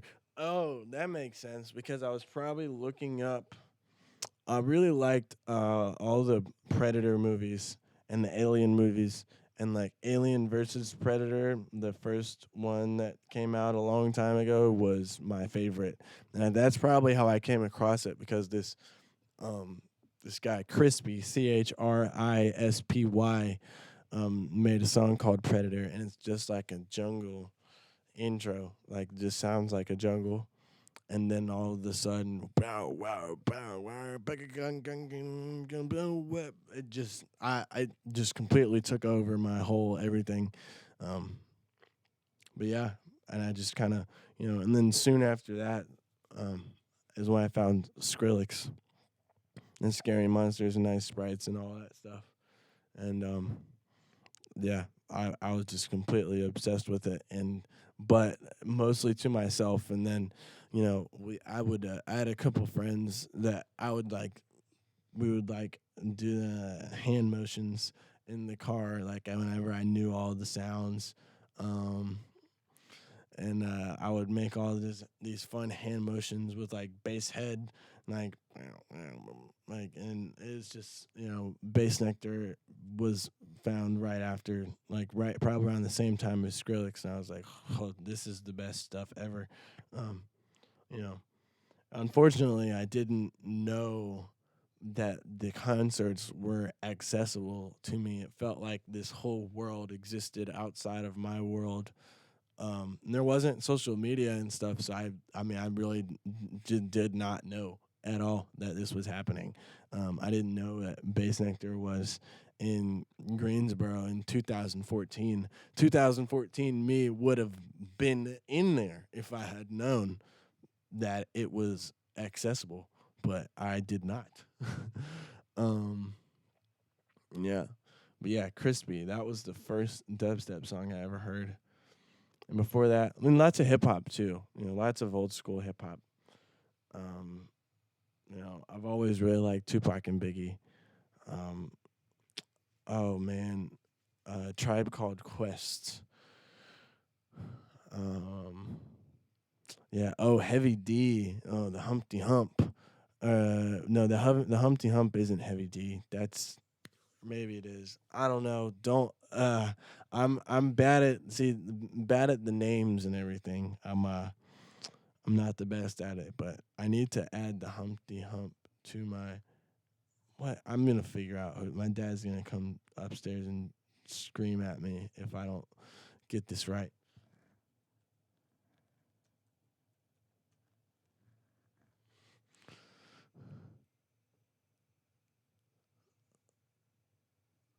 Digital Underground was the Humpty Hump, but what's the name of the? What is the guy's name? Humpty. Yeah, that's what he called himself. It was this guy from the Digital Underground. One of the guys he like put on this fake nose and created this whole persona. But that type of stuff.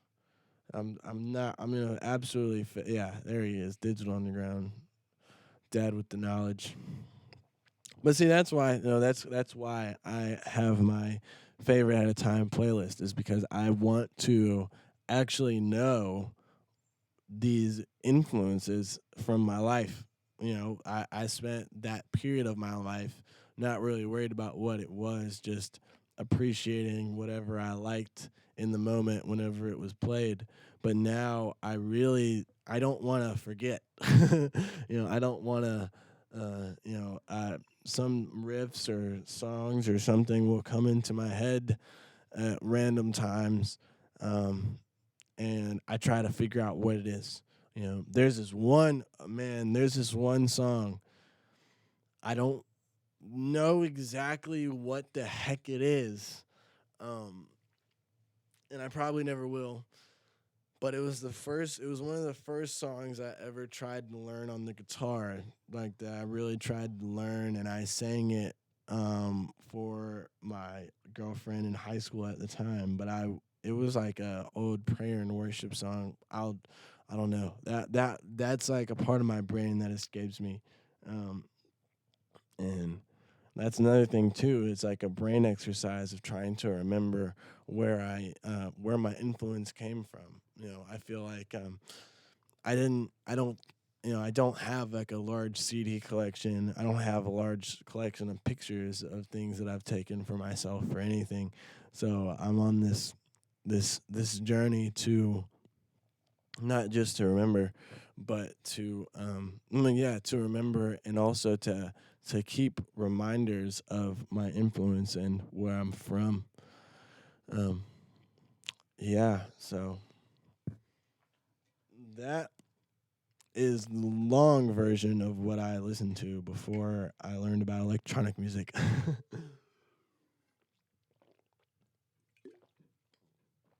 Okay.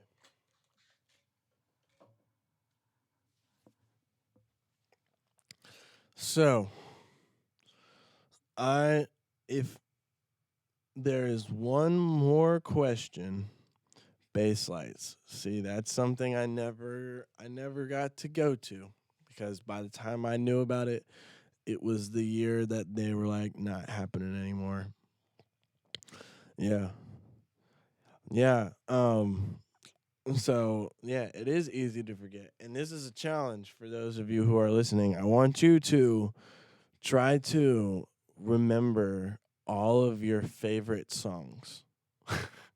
That's what I've challenged myself to do, and keep, and we have Spotify and SoundCloud. Spotify is probably your best bet for those, like the older ones. But make yourself a Spotify playlist with your favorite songs from your past in them. You'll it's a great thing to turn to when you are like trying to think, especially for me as a DJ. I'm always like, well, I mean, playing all original sets, I kind of let go of this feeling, but I used to stress so hard about finding the songs that I can play in my sets. And there was always a specific, I didn't really know what I was looking for, but I knew when I found it what I wanted. And I was so particular about what I would listen to. And sometimes it's really hard when, when you're like me and you truly appreciate so many different types of music. Oh, man. So, another thing that must be mentioned if I talk about me before electronic music is anything that was on Guitar Hero. So, my dad didn't listen to a ton of rock and metal and all of that stuff. So I didn't listen to it. But then when Guitar Hero came into play, I completely fell in love with all of these songs. Like I mean, Guitar Hero is basically like a top 200 of whatever of these that style of music. And I would I since then have um gone and listened to a lot of those bands. So yeah, that I if it wasn't for Guitar Hero, I probably wouldn't have much of a rock or metal influence at all. I mean, I don't know, there's not that much metal. Yeah, Guitar Hero 2 is where it started for me, because I was an Xbox boy, and the original Guitar Hero and then Guitar Hero Rock the 80s only came out on PlayStation. And then Guitar Hero 2 came out, um, and I spent like a lot of time getting really way too good at that game. Dallas Duncan, what is up, dude? You made it to the end of the stream. I know you got at least one question for me. But another beautiful thing about Guitar Hero is a combination of the beautiful thing about the internet that we live in. All the Guitar Hero, like, there was a practice mode in Guitar Hero, right? So you could go in and play just um to 5 star through the fire and flames. No way. I think I completed the song maybe one time on expert, and I had to put I had to strap a.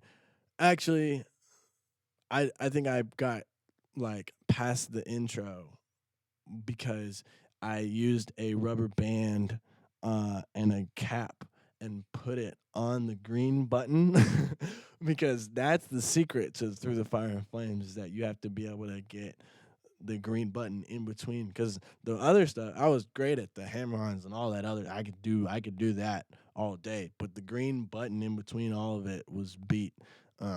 So I strapped something to the green button and then like I would play it in slow motion and I got it up to speed and I got through the intro and then I know I got beat up somewhere else in the song I think, but um yeah, exactly. Rubber band the first button, and you're good to go. You're not good to go because then you realize that it's still like not that easy. And um, but so that was in Guitar Hero 3. That was Through the Fire and Flames. But the Guitar Hero Smash Hits. So in Guitar Hero, I listen. I didn't play any other video games once Guitar Hero came out. I mean, I did. I liked 2K at some point, um, but you know, I was a Guitar Hero video game guy for sure. But anyway, so Guitar Hero 5, which wasn't my favorite. Um, no, no, I'm skipping. Guitar Hero 5 came after they made a bunch of other ones, but Guitar Hero World Tour, where they first introduced the drum and singing ability into Guitar Hero, um, they changed they made a new type of hammer on because the new guitar had like this touchpad thing on it that you could slide up and down. So hammer-ons used to be like if you hit the first one, you can play them without strumming, but only if you hit all of them. But then with the touchpad, the idea was that you didn't have to strum at all, and it didn't matter if you hit the first one or whatever. You could just really the touchpad you're supposed to slide up and down. But what I quickly realized is that you didn't have to use the touchpad, which was like farther down the neck, to play those notes. You could just use the buttons and play them like they were hammer-ons with no rules. And so um, then uh, Guitar Hero Metallica was probably my Guitar Hero 3 World Tour 2 and Metallica were definitely my favorites. But Metallica, I listen to Metallica almost every day right now. They like that. They became my favorite rock slash metal whatever band through that game. Um, but anyway, at some point, this version called Smash Hits came out. Guitar Hero 50 Smash Hits, and it was the new gameplay of touchpad and whatever, the new gameplay capabilities with old songs. So, Through the Fire and Flames was on there, and the intro was no longer this infinite hammer on thing where you had to hit all of them in order to not have to hit the button. You could just, you could just. I gotta end with a dreadlock track of the day. I can play all my new one. How about them apples? Um, but I'm gonna finish this thought. This Through the Fire and Flames, you could just it was like the touchpad, so you didn't have to hit them all. So you could just blah, blah, blah, blah, blah, blah. What new tune do I like recently? Um, new. So it's interesting. I'm in this place where I'm more so rediscovering old things that I liked or discovering for the first time who made um songs that I really like, and I think my favorite I'm going to look up who it's by. I don't have it downloaded, so you guys will have to look it up. Yeah, it's by The System. It's called "Don't Disturb This Groove." It's also, I know that's my dad's favorite song of all time. But that it just might be the best combination of everything, and also the energy. Like, don't stop the music, but it's not Rihanna. Don't disturb this groove. Don't make me. I'm not gonna sing right now. Um, but yeah, that's the one. That's absolutely the one that you want to listen to. Like I don't even know. It's hard. Man, if I pull up my Spotify playlist, I'll make that public. Um, I need to change my username on Spotify to Dreadlock Vibe so people can find it, because I make some pretty okay playlists. That's how I find, or how I like keep music that I know I want to download later. But here, I'm gonna pull up.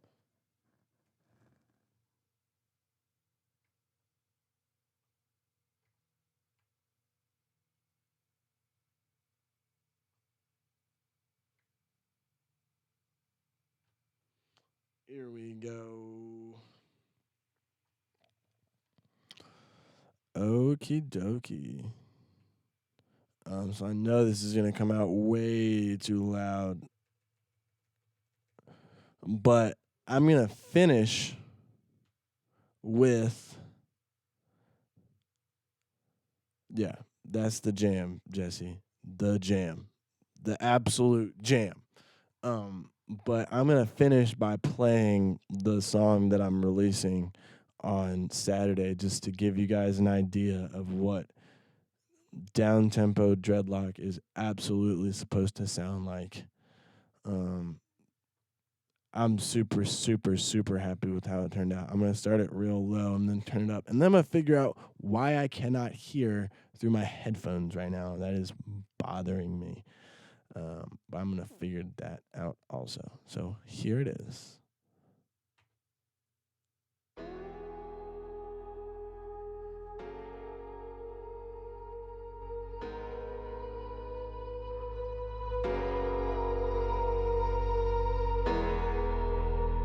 Let me know in the chat if that doesn't sound good. Yeah, that should be good. You're actually hearing the vibration of the sun.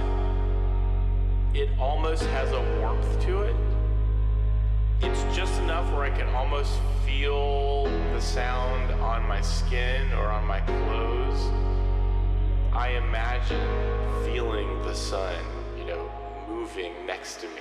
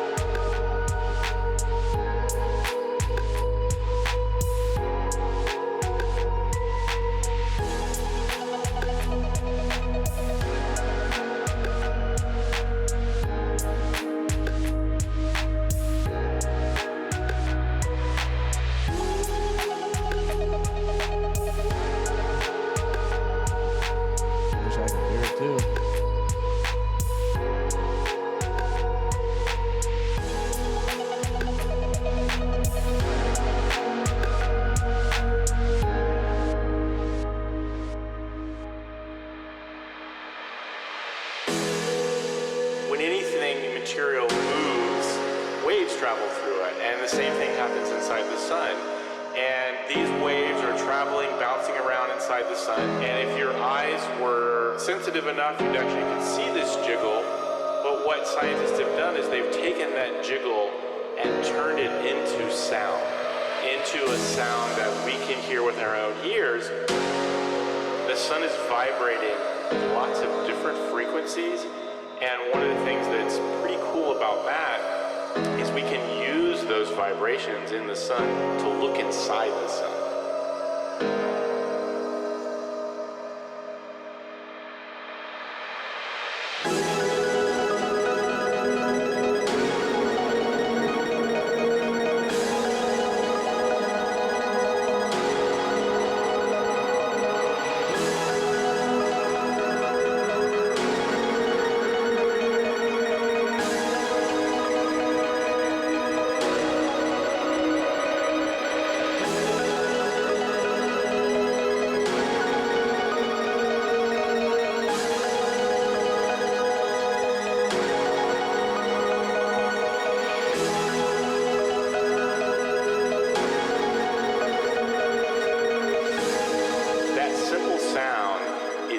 Us a probe inside of a star.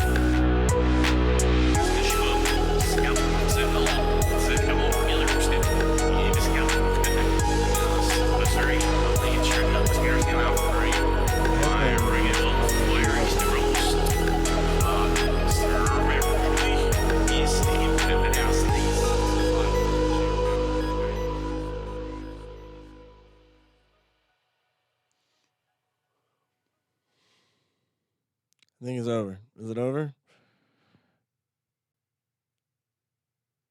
No, it's not. None of that. Nothing behind me is my mixer. Turn my mic up. No. No. I'm done, Kenny. I'm out of here. No, there's no more music. That was it. That was me playing my last song. Yeah. But yeah. You want more? Well, then Thursday is your day. Thursday at 7 p.m. I will be back on the streams. I've been up here for 2 hours. That is all I got. Kenny, no apologizing. There's no apologies here. But no, you're right. If I'm gonna be playing tunes, well, the main thing is I need to figure out why my daggy flabbing headphones just outright stopped outputting sound at some point, like out of nowhere. Oh yeah, Kenny, we might have I might have to Froggy P might be popping up to say hello during his travels. Dad, if you're watching this, he's not coming inside. I'm gonna social distance outside. Shared mode, maybe we'll need to test some things out tomorrow, Kenny. I was having trouble getting a Zoom or something to actually pop up in OBS like it's supposed to. But we could totally Kenny, if you're gonna be here during the stream, I can definitely set up the green screen outside and we can figure out. Thank you, Jeff, for being here. And maybe do some stuff outside. And yeah, I think that would be really cool. Um, but yeah, thank you guys all for tuning in. I am very appreciative of you all being here for the learning curve of live streaming. I'm really just figuring out all of this. I'm really happy with the layout though. It looks great. The screen never messed up. As far as I know, everything went smooth, connection wise. My CPU was happy. My headphones, man. I think it. I think. I don't even know. I'm gonna figure it out. Wow, I received 100 messages today with Restream chat. Yo, by the way, Restream, beautiful, beautiful. Yeah, Kenny, call me tonight. I love you, bro. And thank you, Jesse, for being here. You know, and thank you everybody who shares everything that I do. I'm bombarding the internet with dreadlock content, and I highly encourage all of my friends who are musicians or artists of any kind to bombard the internet with content. Um, regardless of how many followers you have or how many people are actually watching. At some points during the stream, I was talking to 3 people. Just how it goes, you never know who's gonna watch. Leave your content up there for people to go back and look at. Having a that's what people are looking for. People are looking for content to exist, and then the more content that exists, the more engagement you can get, and that's what the algorithms want. If you get engagement, the algorithm shows your shit to more people. If you have a post that has 20 comments on it, it'll go to more people on that. That's just how it works. It's really cool. And right now is the opportunity to have all of your numbers, whether they be, um, whether it be following count, comments on posts, view count, whatever it is you want, the numbers will be higher than they would be whenever people are, more people are working from home, all that. So, and I recommend finding your time to do it, and consistency is key. A release every Saturday, don't do the same time as me. No, do whatever you want. There's enough room for everybody on the internet. There could be a group of 15 of us that all do releases every Saturday, and if I knew of somebody else that had a release every Saturday, I would share it every Saturday at a time that made sense based on when I'm doing what I'm doing. Live streams at the same time is fine. People can switch between them. People can be on Twitch and watch mine for a little bit, watch somebody else for a little bit. It doesn't matter. Just pick your time that's best for you, and be consistent, because that will invite you. You want to invite people to follow you on your journey. That's how I think of the whole online portal. It's just an invitation. I'm not trying to get my numbers to a certain point. It's just an open invitation to the world, to whoever comes across it, to resonate and to come along with me on this creative journey. So that's what we're all doing. It's way less stressful when you think about it that way. It just it just it goes. But yeah, I think that is my final thought for the day. Thank you guys for engaging so much. I really it really makes me feel good to see people in here watching consistently and asking questions. It's a real connection that I have with you guys who are watching right now, or maybe are going back and watching this. Because I'll go back and I'll look at, you can see who commented live and who watched it later. It's really cool. It's really cool. It doesn't all have to be a distraction. don't scroll so much. Follow things you like. Um, don't. There's a lot of nonsense out there. A lot of nonsense out there. I've challenged myself a couple times. I'm like, all right, so at the end of the day, I'll think, how many of the videos that I watched today can I actually remember? And if you can't remember it, probably was useless.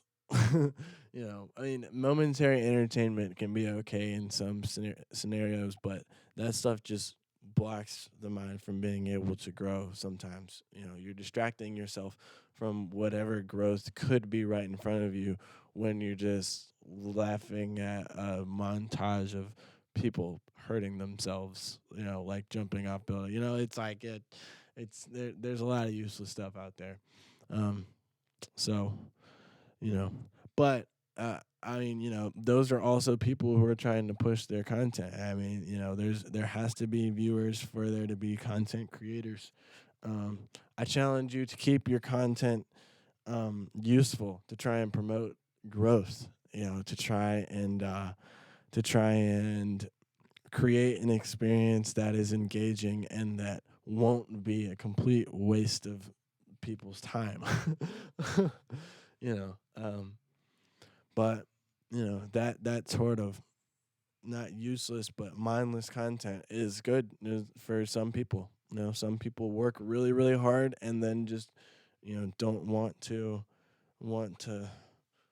think beyond that. They spend their hours working hard and then they want to watch nonsense, and that's that. I'm about to go eat some food and watch a show that has absolutely nothing to do with anything in my life, but um, watching people's interpretation of human interaction and the idea, and also appreciating shows as an art form, and the idea that somebody created personalities, or watching an actor and actress um, create a personality um, within a person that may have a backstory, and how they interact with people. It's just how it's a combination of the content that you decide to engage in, but also what you take from it and how you view it. Your perspective is pretty much everything. Um, so if you're gonna binge watch a Netflix show, just be mindful of what it is that you're watching and what you're actually getting from it. Are you getting something from it? Are you in that moment doing that because you don't feel like doing something you feel like you should be doing? If so, maybe you should take a break. Are you feeling relaxed, actual relaxed, or is your mind racing? If your mind's racing, you probably need to go acknowledge that. um, so, yeah, a little bit of my mind. This whole thing has been my mind. I've been here for 2 hours. I was like hoping to get through an hour.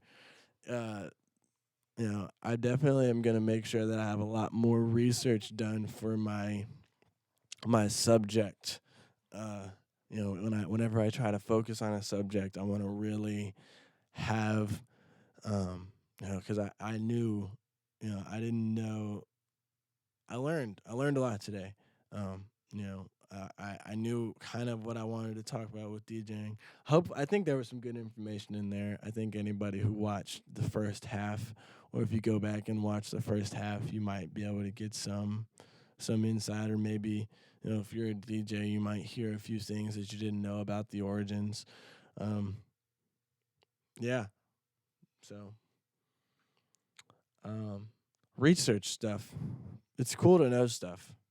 Um, think about what do you like? Where did that come from? How is it here? It's all made by people. Every single thing that we enjoy now is man-made or man-researched.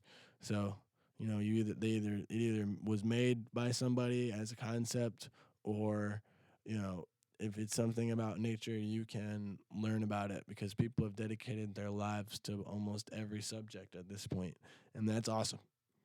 and it's also all accessible on the internet. And you know, and also in libraries. We can't go to libraries really right now, but yeah.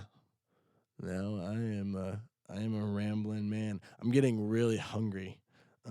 That might be the breaking point for me is the fact that I am gonna go downstairs and eat some of this leftover food, an infinite amount of leftover food that we have in this house. It's a beautiful, beautiful thing. Loving living with the fam. Um, so yeah, feel free to hit me up on anything at any point. I'm pretty sure.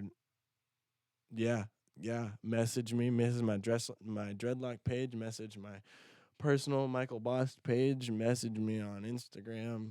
You know, ask me anything. Talk about anything. You know, let's communicate.